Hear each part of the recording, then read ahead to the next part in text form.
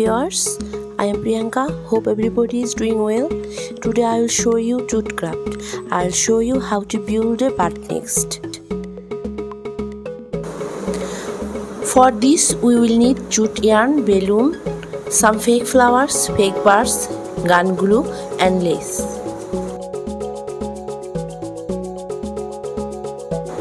Watch the video. If you like the video, like, comment, subscribe and stay tuned.